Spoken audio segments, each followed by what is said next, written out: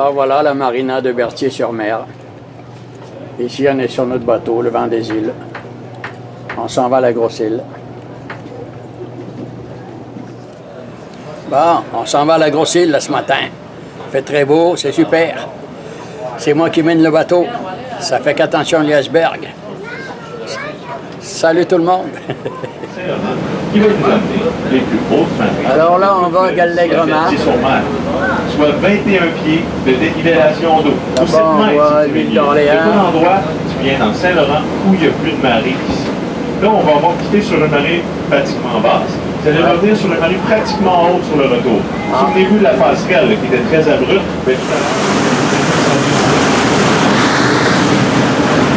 Alors c'est moi qui vous parle en direct du Vent des Îles. Un superbe bateau. Alors on fait la traversée là, on est heureux, on est en voyage. On s'en va à la Grosse-Île. Salut tout le monde.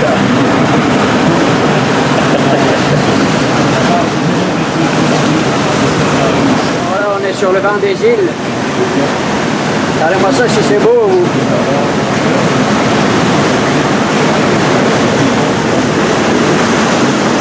Le fleuve Saint-Laurent dans toute sa majesté. On s'en va à Grosse-Île. On a un beau soleil. C'est fantastique. Écoutez. Allez-y. Salut. C'est fantastique. Hein? Ah, c'est beau.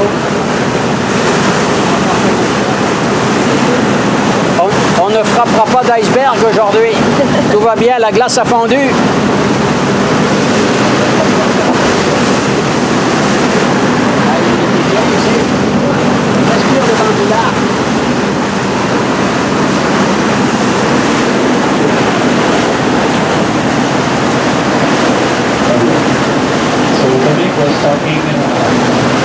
Alors voici la femme du capitaine.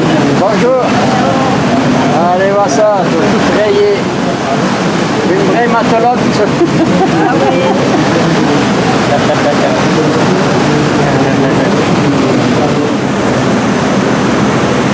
Il y en a un qui nous suit là-bas.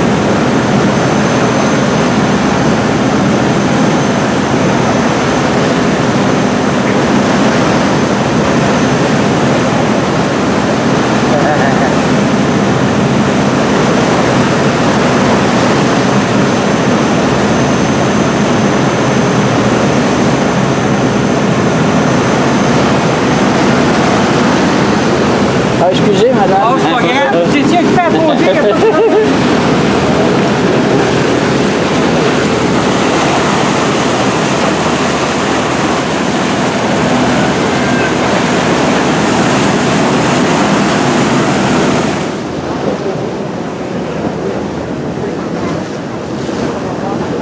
Alors, on approche de la Grosse-Île.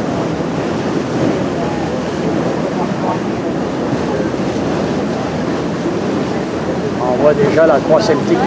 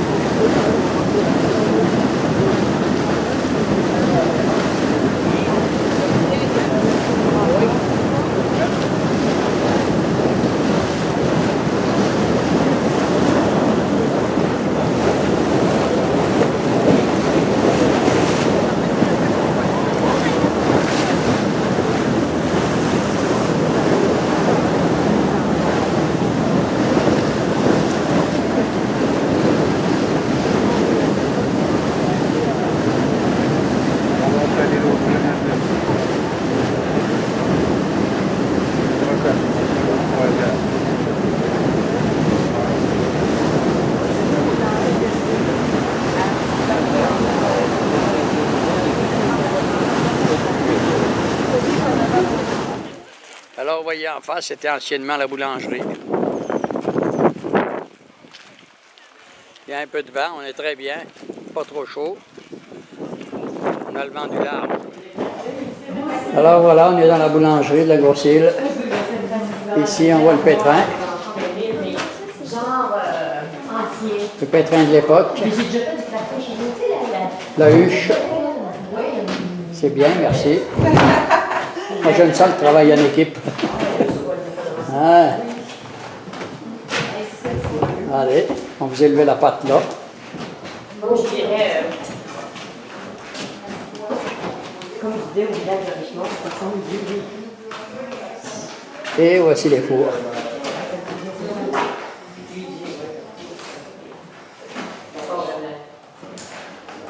Pour mon copain Gérard Favargeon.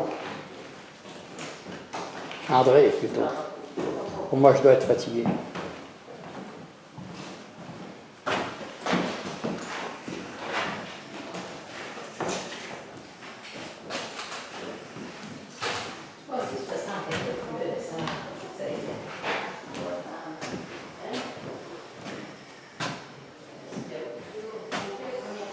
Alors, tout est d'origine encore. Ici, c'est quoi? Alors, c'est ça.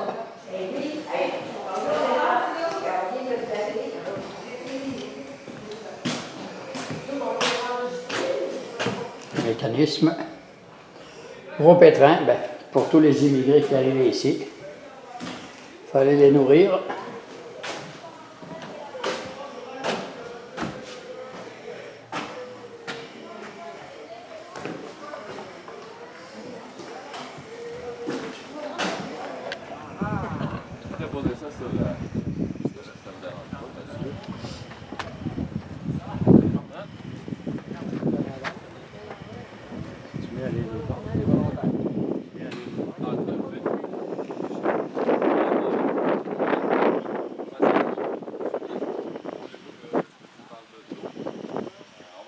Environ 5 minutes.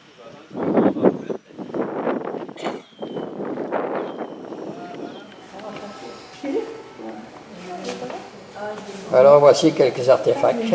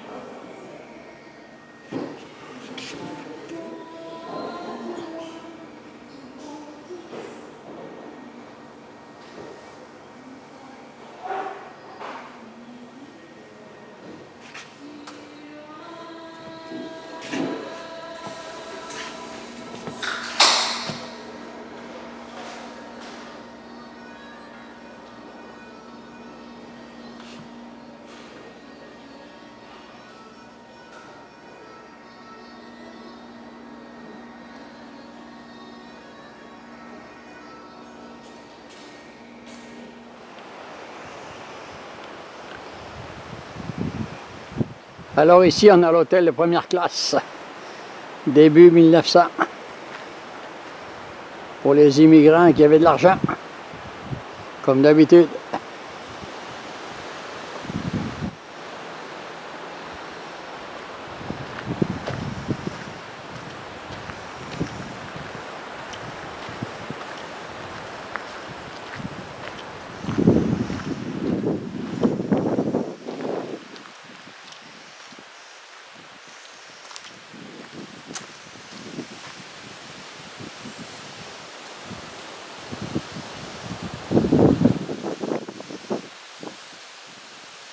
1912. Il y a un peu de vent, c'est vrai. On est sur le bord de l'eau.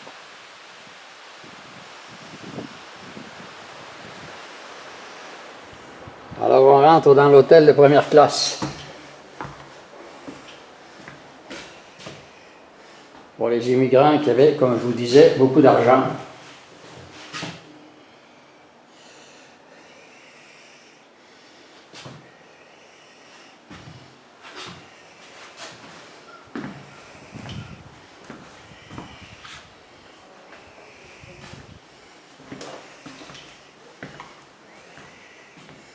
Ben, toutes les pièces se ressemblent, quoi.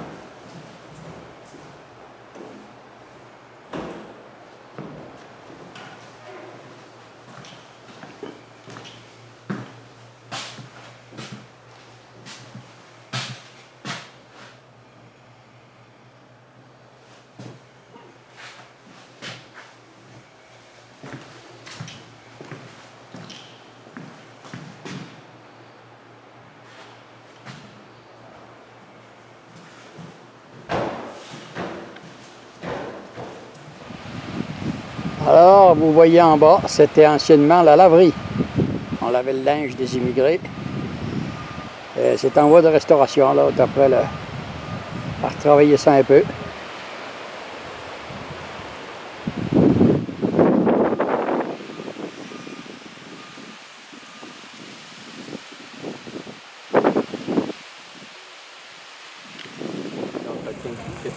Voici notre train qui arrive. Le bureau de vaccination, au patron.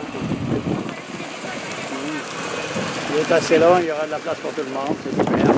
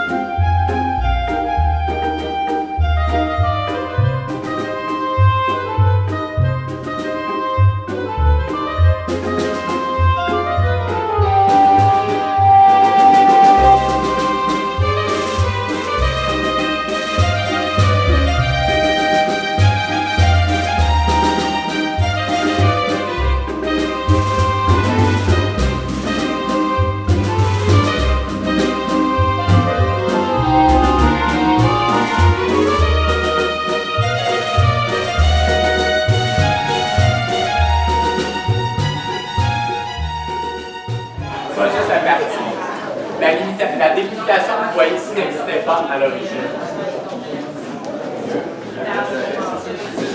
Alors ici, on est dans le plus vieux bâtiment de la grosse île, le lazaret.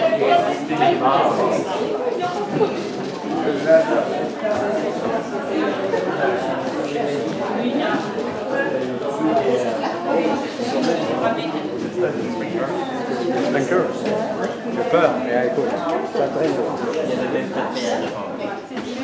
Tout le bâtiment ici était un poulailler. Lorsque c'était l'armée qui était ici après la quarantaine. Alors l'intérieur, tout est d'origine encore.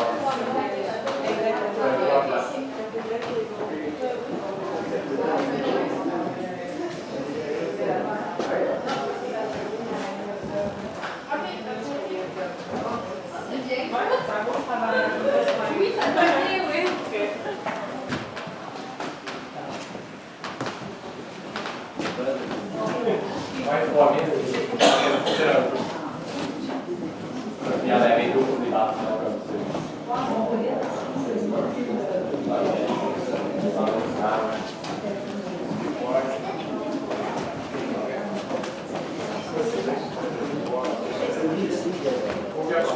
Oui, ça va dans le travail.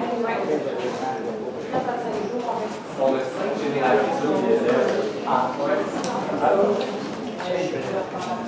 ouais. Le bâtiment qu'on a passé à côté, ça faisait vraiment du bruit à l'intérieur de celui-ci. Puis en face, la chapelle, on a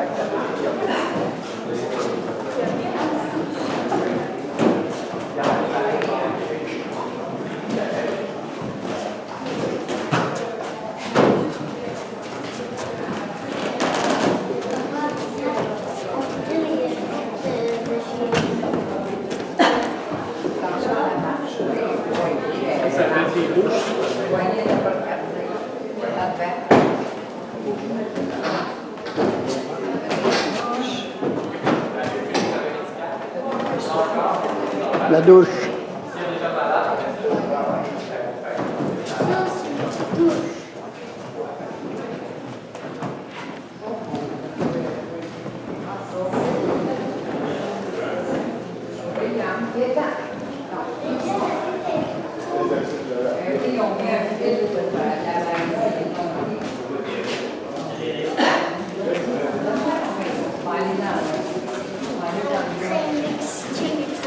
Alors voilà, c'était le lazaret, le plus vieux bâtiment de l'île.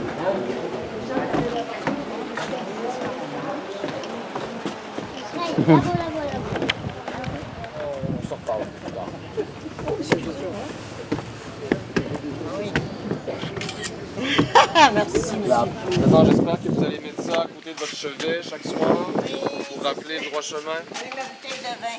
Très bien. Ça me regarde.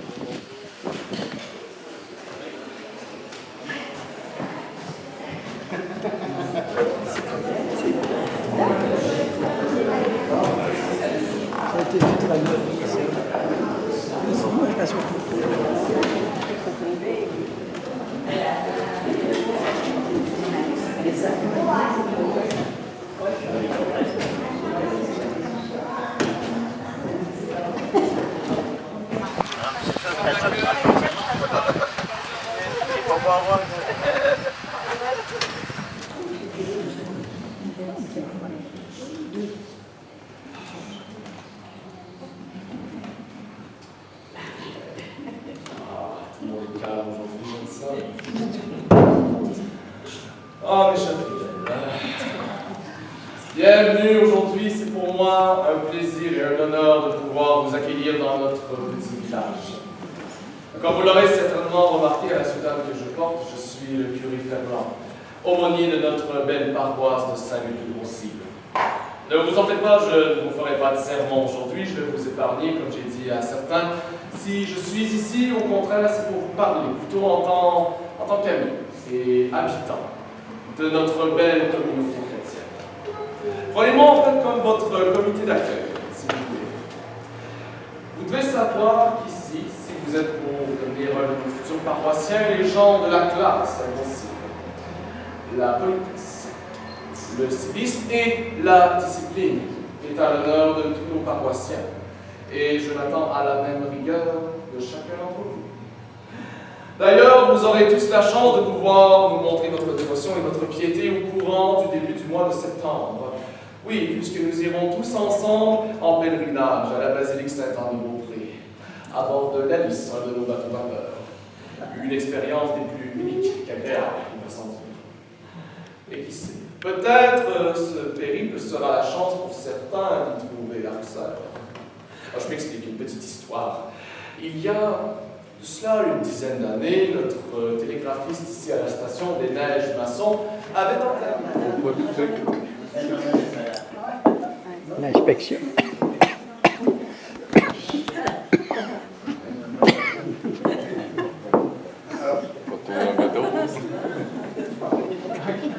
Les autres, ils vont bien. Il n'y a rien que moi de malade ici.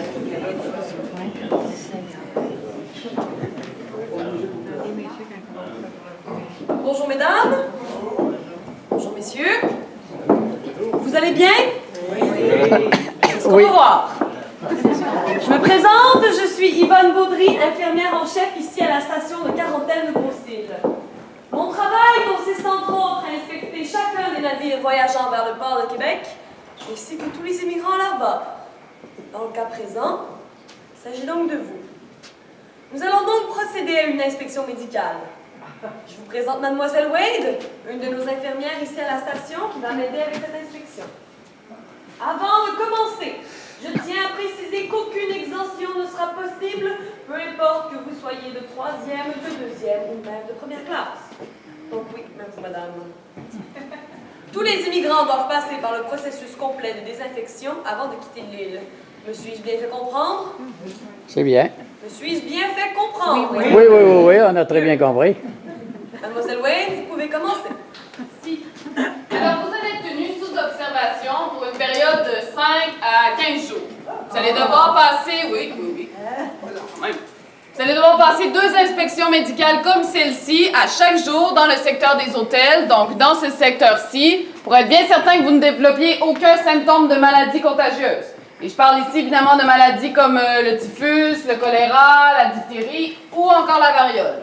Il est très très important d'enrayer toutes ces maladies avant votre arrivée au port de Québec. Alors pour commencer, nous allons regarder la couleur de votre langue. Une langue blanche est un signe de déshydratation qui peut être lié au choléra. Et une langue noire, bien c'est le typhus. Hein, donc, Trop de vin. Donc je vous demanderai s'il vous plaît de tirer la langue. Ouais. Allez. Oui, très bien.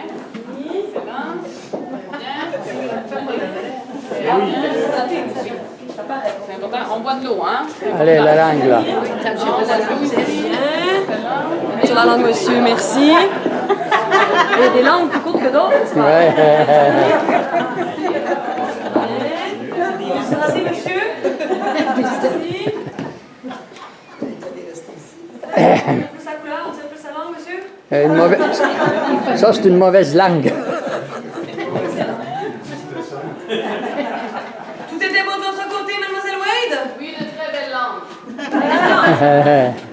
Nous allons maintenant poursuivre en vérifiant s'il n'y aurait pas de membrane en développement dans le fond de votre gorge. Cette membrane est le symptôme d'une maladie que l'on appelle la diphtérie. Et si elle continue de se développer, elle pourrait vous empêcher complètement de respirer. Ce qui serait regrettable. Je vais donc vous demander d'ouvrir la bouche et de faire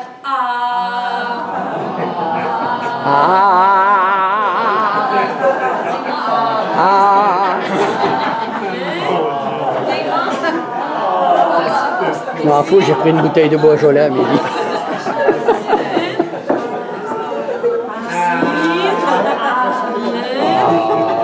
Une jolie voix, monsieur. Monsieur le curé, chargé participant pour sa chorale. Ouais, je lui ai donné mon adresse. Pour savoir quelque chose, madame. Oui, Pour madame ici? Oui. Ah, rien, pas besoin de vous alarmer, je vous demande simplement d'ouvrir grand. Oh! En effet, mademoiselle Wade. Wade? Rien de très gros, mais cependant, vous avez l'œil quand même. Oh, j'en ai même 2. Bah, c'était bien ça. Je suis désolée de vous l'apprendre, mais vous allez devoir être transféré dans le secteur Est, le secteur des gens malades, tout de suite après votre douche désinfectante, bien entendu. Sachez d'ailleurs que vous aurez tous à prendre cette douche désinfectante après l'inspection. Avez-vous de la famille, des amis qui voyagent avec vous? Oui. Oui, qui sont-ils? Est-ce qu'ils peuvent s'identifier? C'est pas moi. Monsieur, non? Très bien. Ah, madame? Alors, pour vous qui accompagnez madame, sachez que vous avez 2 options. Évidemment, vous pouvez faire votre quarantaine ici dans le secteur des hôtels comme les autres immigrants, mais si vous le désirez, vous pouvez suivre madame dans le secteur Est. Il y a une maison là-bas pour la famille et les amis des gens malades. Cependant, vous devez être bien conscient si vous décidez d'accepter qu'en aucun cas vous ne pourrez revenir dans le secteur des hôtels. Vous allez devoir faire toute votre quarantaine avec les gens malades. Alors? Est-ce qu'on la suit? Allez-vous me laisser tout seul? Tous à la fois? Bon, on va vous laisser prendre votre décision à la fin de l'inspection. Vous nous informerez. On va bien s'occuper de vous, madame, sinon, hein, vous inquiétez pas. J'en étais ici. Mon grand monsieur. Oui, Ah, voilà. bien. Non, retenez. Oh. Non, monsieur. Ah, beaucoup mieux.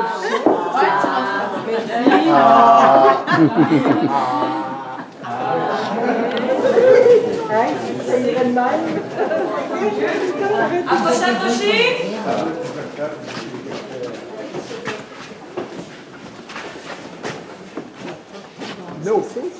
Très bien. Alors, une toute première précision, c'est que d'habitude, la toute première inspection médicale a lieu directement à bord des navires. Ce qui arrive en fait quand on sait qu'un bateau arrive de l'étranger, c'est qu'on va demander au capitaine de s'arrêter à Grosse-Île, puis le surintendant ou l'assistant médecin va se rendre directement à bord. Il va faire descendre sur l'île uniquement les ponts où il va avoir trouvé des cas de maladie. Par exemple, si on trouve des malades en 2e classe, eh bien, tous les passagers de 2e classe vont devoir descendre à Grosse-Île, mais les passagers de 1re et de 3e, s'il n'y a pas de malades parmi eux, bien sûr, vont pouvoir poursuivre leur route vers Québec. Donc, à partir d'une période moderne, pour vous situer un peu, là, le bâtiment a été construit ici en 1892, donc le processus dont je vais vous parler existe depuis cette époque-là. À partir de 1892, donc, même si tous les bateaux doivent s'arrêter à Grosse-Île, ce ne sont pas tous les immigrants qui vont séjourner à l'île. Les malades sont directement transférés dans le secteur Est, secteur des hôpitaux, il y a un 2e quai là-bas, grâce à de petites navettes à vapeur. Les autres passagers qui ont été en contact avec les malades, donc vous, débarquez au quai de l'Ouest, où vous êtes vous-même débarqué ce matin. Lorsque vous débarquez sur l'île, on vous remet un jeton. Sur ce jeton est inscrit un numéro qui va vous suivre pendant tout le processus de désinfection. Il va être bien important. Il correspond d'abord à un numéro sur des sacs, comme celui-ci. Dans ces sacs, vous allez pouvoir placer tous vos effets personnels. Donc, si on vous a donné le jeton numéro 11, vous mettez tout dans les sacs numéro 11. Une fois qu'ils sont pleins, on les referme. On les place dans les paniers de métal, comme on voit à mes pieds. Puis les paniers de métal sont ensuite empilés sur des chariots, comme vous pouvez voir sur votre gauche. Le système de rails que vous voyez à vos pieds va nous permettre d'acheminer les chariots directement depuis le quai jusqu'à l'intérieur des étuves, comme vous pouvez voir derrière moi. Une fois que l'étuve est pleine, on peut y mettre en tout 2 chariots. On va refermer la porte hermétiquement grâce aux tournes à gauche, qui sont les manivelles que vous voyez sur le côté de l'étuve. Puis on va la vider d'air grâce à la pompe que vous voyez sur votre droite.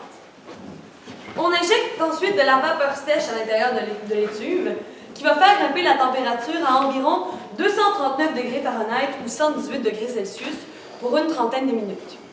Une fois que c'est terminé, on ouvre l'étuve de l'autre côté du bâtiment, c'est-à-dire derrière le mur jaune que vous voyez derrière moi, dans la partie qu'on appelle désinfectée du bâtiment. Ici, vous pouvez donc en déduire que nous sommes dans la partie potentiellement infectée. Alors évidemment, vos vêtements ne vont pas revenir par ici, ils vont faire un grand tour. Les chariots plutôt vont faire un grand tour, puis vos vêtements seront débarqués à l'autre extrémité du quai, où vous pourrez les récupérer à la fin du processus de désinfection. Pourquoi on utilise la vapeur sèche? Est-ce que vous en auriez peut-être une idée? La vapeur sèche, c'est la vapeur qu'on a surchauffée. Donc, la vapeur d'eau est produite à côté, là, dans la salle des chaudières, puis on a également enlevé l'air à l'intérieur de l'étuve. Donc, un premier indice, son nom l'indique, on n'a pas à attendre pour du séchage. Le processus est plus rapide. Vos vêtements ressortent complètement secs, la vapeur n'a pas le temps de se condenser. Puis le deuxième, c'est simplement qu'on est certain qu'à cette très haute température, il n'y a plus aucune trace de germes ni de bactéries qui restent sur vos vêtements. Cependant, elle a un inconvénient. C'est très chaud, donc vous ne pourrez pas tout mettre dans les étuves. Si vous avez des objets en caoutchouc, en cuir, en fourrure, des accessoires moindrement délicats, des bijoux, on va devoir les désinfecter à la main dans une solution de bichlorure de mercure qu'on va changer bientôt là, pour du formaldéhyde gazeux puisque le bichlorure de mercure faisait déteindre un peu les vêtements. Une dernière chose évidemment qu'on n'en voit pas dans les étuves, très précieux, vous pouvez peut-être vous en douter. Les bijoux. Les adultes aussi. Donc, les immigrants en général, c'est beaucoup trop chaud pour vous. On vous envoie donc prendre vos douches à l'étage. Cependant, on doit mettre une dernière chose dans les étuves. Ce sont les vêtements que vous portez. Mais là, je ne vais pas vous demander de vous déshabiller devant tout le monde. Ne vous inquiétez pas. Pour ce faire, vous allez pouvoir constater que les douches ont 2 compartiments. Dans le premier compartiment, vous refermez une première porte. Vous vous déshabillez entièrement, puis vous placez encore une fois vos vêtements dans un sac avec le même numéro qu'on vous a donné au départ. Ensuite, vous entrez dans le deuxième compartiment, qui est la douche en tant que telle, et vous fermez une deuxième porte. Pendant que vous allez être en train de prendre votre douche, les employés du bâtiment de désinfection vont passer récupérer vos vêtements, puis vont les faire descendre à cet étage grâce aux trappes que vous voyez sur le côté. Donc, on a un système de poulies qui nous permet d'acheminer les vêtements à cet étage. Ensuite, on les place dans l'étuve. Quand l'étuve va terminer, les trappes et les poulies existent également dans la partie désinfectée du bâtiment. Donc, on a simplement à remonter vos vêtements. Vous allez voir aussi que les douches aussi sont numérotées. Donc, on est certain qu'on ne vous redonne pas les vêtements du voisin.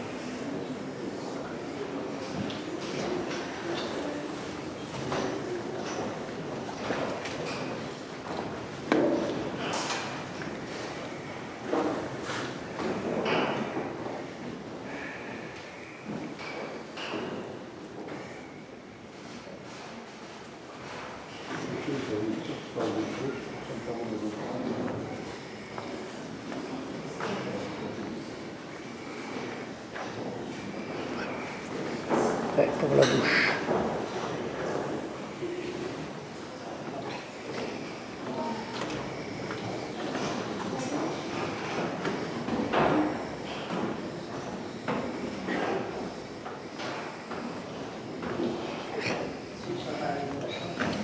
Allez-y.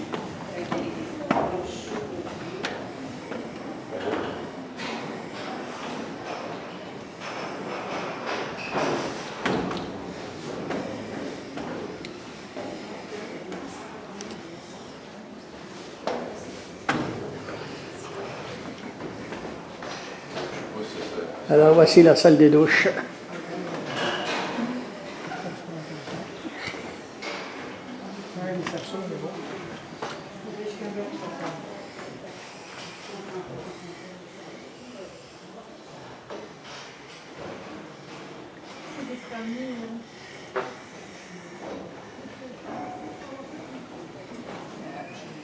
Les douches modernes, ça limite des gels, il va inventer ça là.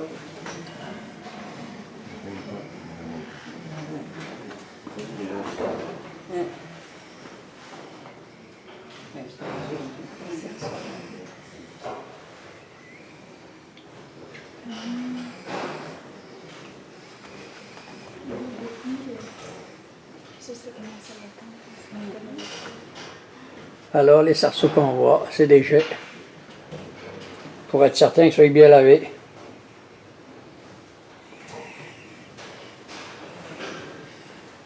Comme on dit par chez nous, qu'ils soient bien dérognés. Et si vous l'avez en douche? Ah, la procédure de bain douche. Oh, il y avait des petits jets. Oui. Regarde les petits.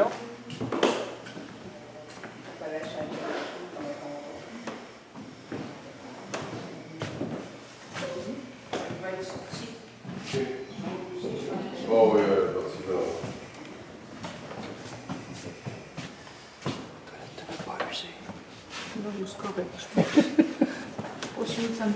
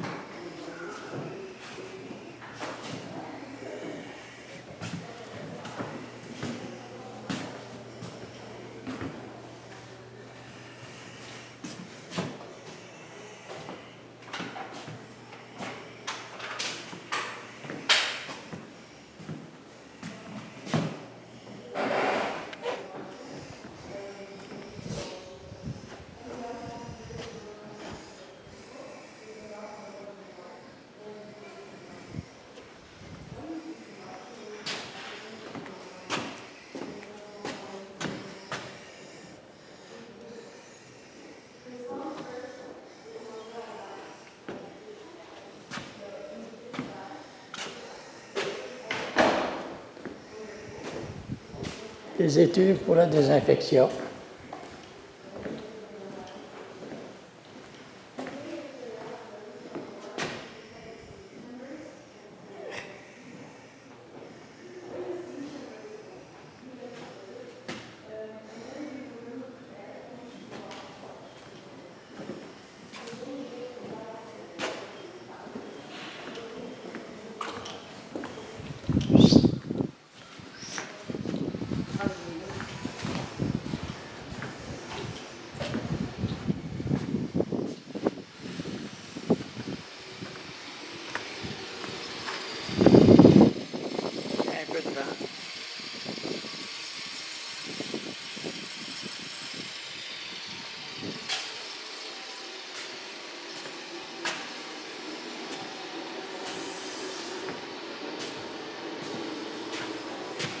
La salle de dynamo.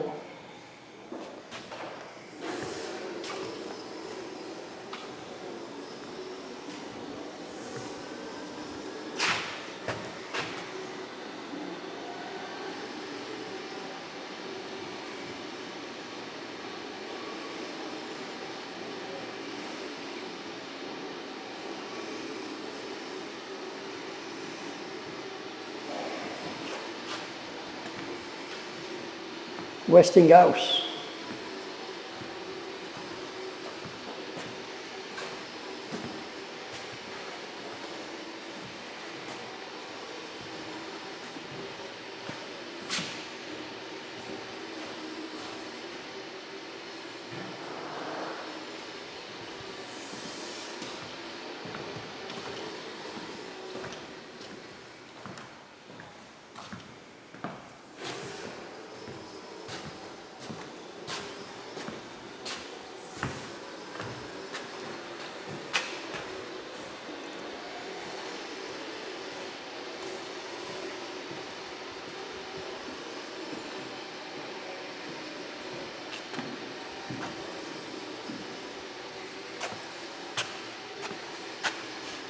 Alors, comme vous voyez, la porte, eh bien, elle est d'époque.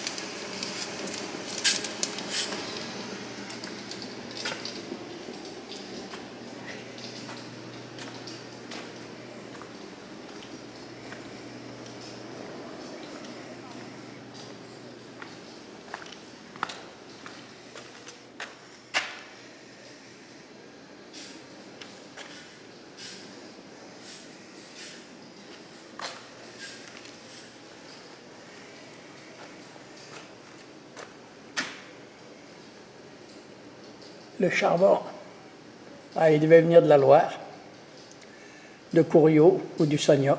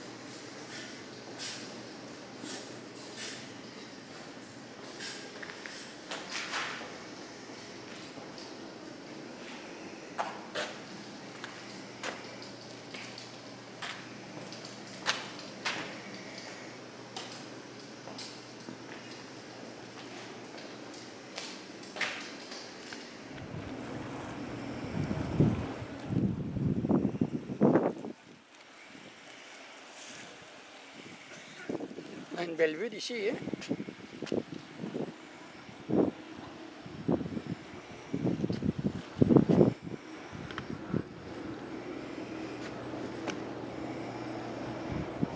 Quelques vestiges du passé.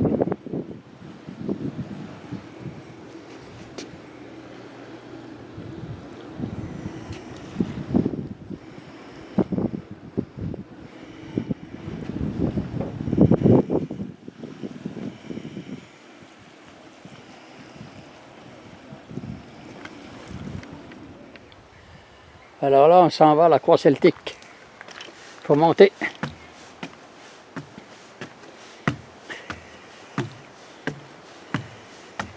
C'est haut. Puis Henri qui pompe. On en voit un bout, là.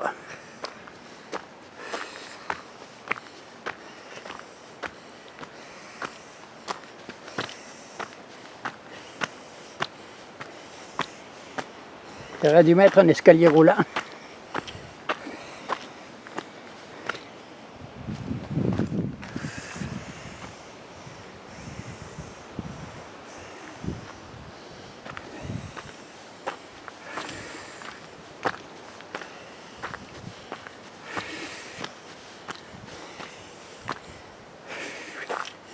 Courage, mon Riri. On y arrive. C'est bon pour le cardio. J'espère qu'il y a des bains.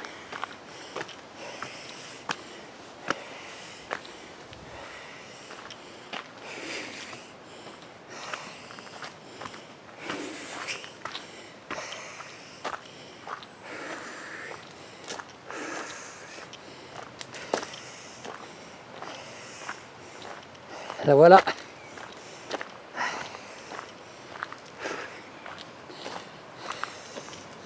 Ah, il y a des bains.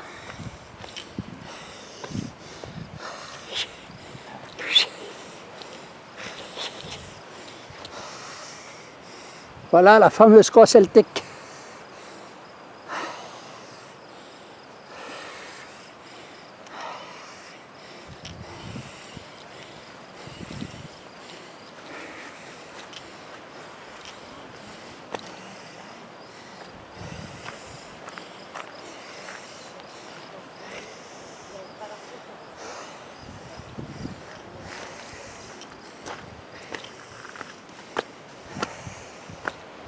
Une belle vue. Le fleuve Saint-Laurent.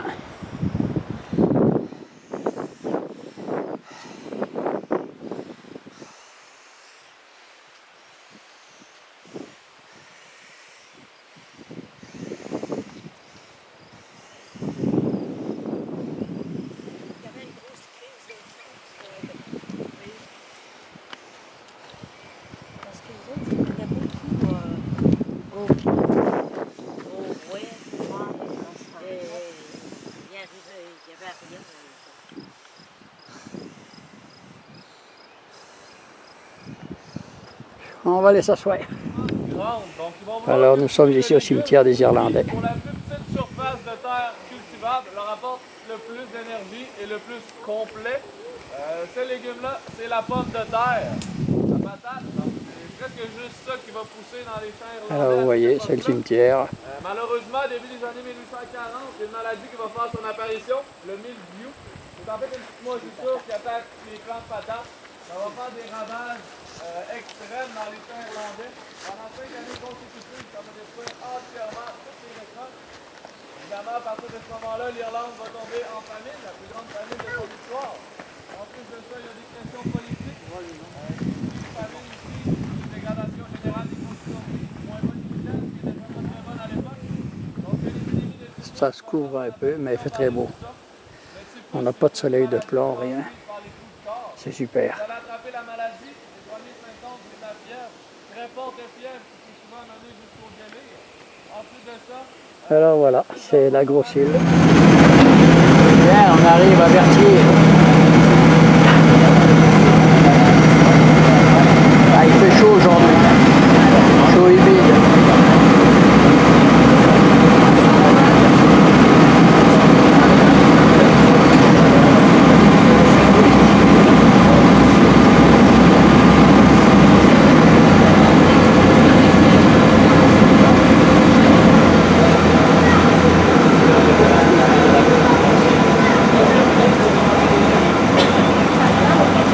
a fait un beau voyage.